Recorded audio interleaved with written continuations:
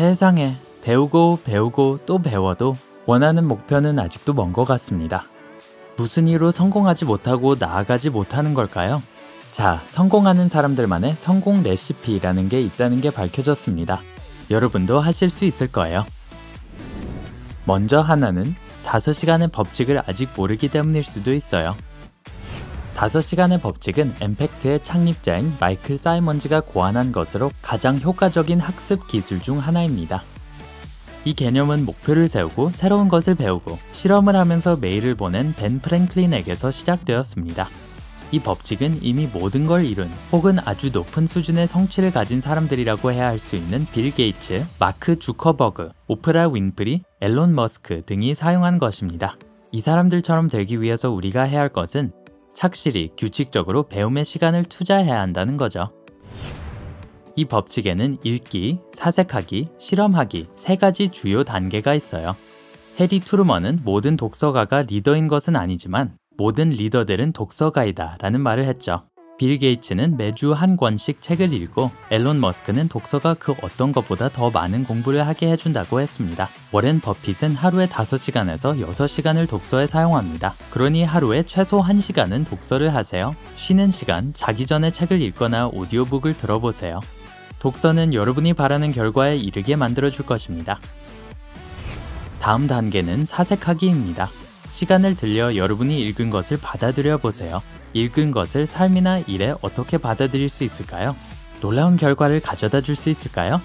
분석하고 메모하고 질문을 던지세요.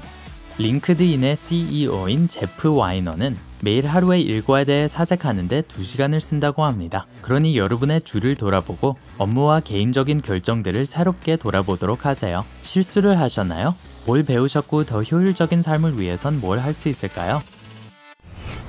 마지막으로 실험하기입니다. 새로운 정보를 읽으셨다면 여러분께 효과가 있는지를 보기 위해 테스트해보세요. 업무에서 전통적이지 않은 새로운 접근법을 시도해볼 용기를 내보세요. 누군가의 발자국을 따르시겠어요? 아니면 자기만의 길을 내보시겠어요?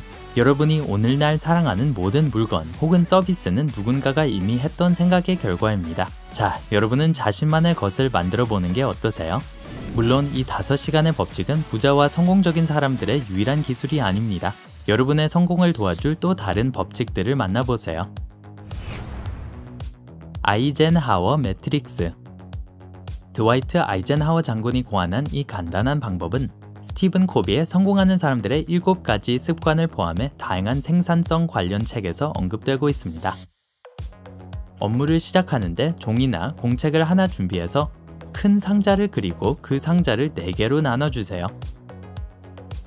중요와 중요하지 않음을 상자 왼쪽에 적고 상자의 위쪽에는 긴급과 긴급하지 않음을 써보세요. 그리고 해야 하는 일들을 중요도와 긴급도에 따라 이 4사각형에 할당을 해보세요. 여러분은 중요하지만 긴급하지 않은 활동들에 집중하셔야 합니다. 예를 들면 배우기, 운동하기, 자기 개발 등이요. 이것들은 여러분에게 가장 중요한 활동이지만 급하고 중요하지 않은 일들에 쉽게 밀릴 수 있는 것들입니다. 여러분의 목표는 위에 있는 중요 박스에 있는 일을 하면서 하루를 보내는 것이며 중요하지 않음 상자에 있는 일들은 취소해야 합니다. 예를 들면 인터넷 서핑, TV 보기, 시간을 낭비하는 일들 등이요. 90분의 간격. 플로리다 주립대학의 연구자들은 흥미로운 패턴을 발견했습니다. 어떤 분야에서든 최고인 사람들은 90분씩 한 가지에 집중하고 책상 앞에서 몇 시간이고 붙어있는 사람들보다 훨씬 더 생산적이라는 사실이죠. 한번 이렇게 해보는 건 어떨까요? 90분 동안 중요한 일에 쭉 집중을 해보시고 15분 동안 휴식을 취해보세요. 밝으면 영상을 보시거나 운동을 하시거나 공원에서 산책을 하신 후 다시 90분 동안 집중해서 일을 처리하는 것이죠. 여러분이 재충전을 하면서 새롭고 흥미로운 아이디어들을 떠올릴 수 있도록 해줄 거예요. X 그리기. X 그리기란 여러분이 이미 아주 잘 알고 있는 거예요. 책상 위에 있는 달력을 준비하고 목표를 정한 후 그 목표를 이뤘을 때마다 큰 X표를 치는 것이죠. 이 방법은 우리에게 부족한 한 가지, 바로 꾸준함이라는 것 덕분에 여러분이 마음에 품은 목표를 이루는 데 도움이 되어 줄 거예요. 달력 속 연속된 X자들은 여러분이 얼마나 왔는지를 보여주고 그리고 앞으로 더 나아가기 위한 동기부여를 해줄 거예요.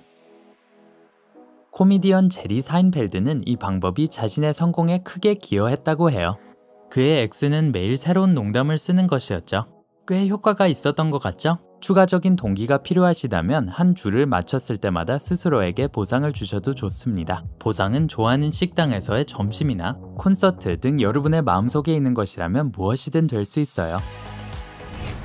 피크 시간. 세상의 사람들은 아침형 인간과 올빼미형 인간 두 가지 타입으로 나눌 수 있습니다. 그리고 대부분의 사람들은 가장 힘이 나는 시간이 따로 있을 거예요. 그리고 보통 그 시간에 많은 일을 하게 되지요. 그러니까 여러분의 생산력을 높이기 위해서 2시간에서 3시간 정도 피크 시간대가 언제인지 알아내 자기만의 일정표를 만드셔야 합니다. 예를 들면 저는 오후나 저녁에는 집중을 잘할 수 없어요. 그냥 푹 쉬고 싶죠. 하지만 다음날 시계바늘이 9시를 가리키면 저는 열정이 넘치고 기운이 나서 최고로 힘든 일도 12시까지 쉽게 마칠 수 있습니다. 그리고 이게 바로 이 방법의 중요한 열쇠입니다.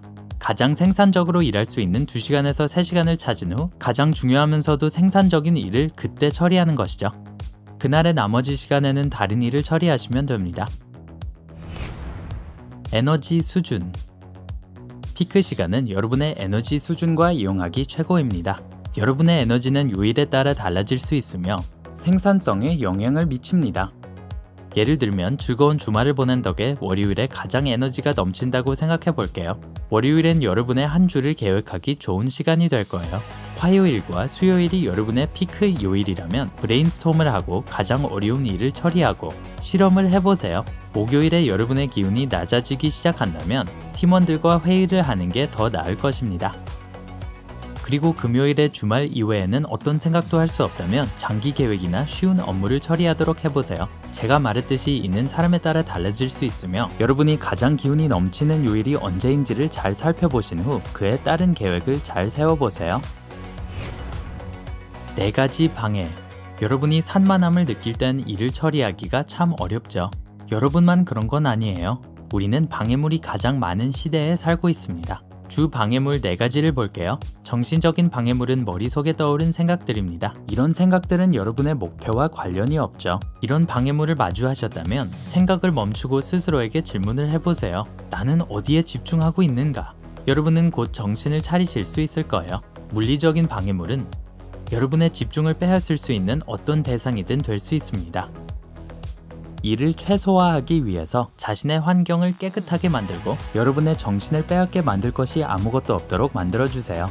디지털 방해물의 경우에도 마찬가지입니다. 핸드폰을 숨기고 TV를 끄고 플레이스테이션은 옆에 치워두세요.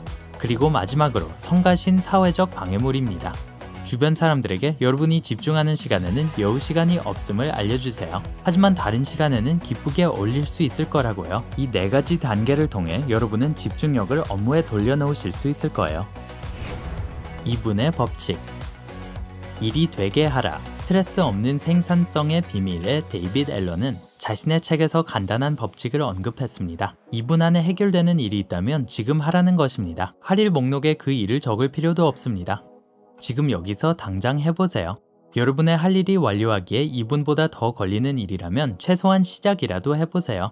아이젠하워 분석을 통해 그 작업이 중요한 것인지 혹은 할 가치가 있는 일인지를 먼저 확인하도록 하세요. 그렇지 않다면 삭제하시고요. 80대 20 법칙.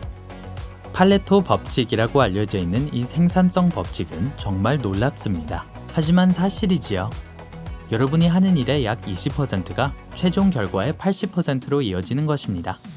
와, 시간이 모자라시다고요? 가장 생산적인 20%가 무엇인지를 알아내보세요. 그 다음에 이 20%의 작업에 더 많은 시간을 쓰시고 나머지 80%는 그만두거나 적게 하도록 해보세요. 2판의 피자 법칙. 맛있을 것 같네요. 팀원들과 함께 브레인스토밍을 위한 회의를 하는 건 좋은 생각입니다. 하지만 사람이 지나치게 많을 경우에 어떤 일이 생기는지 아마 아실 거예요. 아이디어를 하나씩 내놓는 것이 아니라 멍청하고 상관없는 이야기를 하는데 1시간이나 보내고 우리의 소중한 시간을 낭비하게 되죠. 그러니까 여러분의 회의를 꾸리실 땐 간단한 질문 하나를 스스로에게 던져보세요. 피자 2판을 주문하면 모두가 충분히 먹을 수 있나? 2판 이상을 주문해야 한다면 회의 인원이 생산성을 내기에는 지나치게 많은 것입니다. 마지막으로 여러분에게 여기 보세요, 여기 보세요 라고 말하는 매력적이고 빛나는 모든 것들에 아니요 라고 말하는 법을 배우세요. 그런 것들은 여러분의 관심을 구걸하며 정신을 산만하게 만들기만 할 뿐만 아니라 결국은 여러분의 시간을 낭비하게 만들 거예요. 트위터, 페이스북, TV, 수다, 기타 등등이요. 전부 다 재미있는 것들이죠. 이게 가장 힘든 일일 수 있겠지만 가장 효과적인 것이랍니다. 아니요 라고 말씀하세요. 생산성을 높이는 자기만의 비법을 갖고 계신가요? 댓글로 저희에게 알려주세요. 영상에 좋아요를 누르고 친구들과 공유한 후 구독 버튼을 눌러 밝은 명과 함께하는 것 잊지 마세요.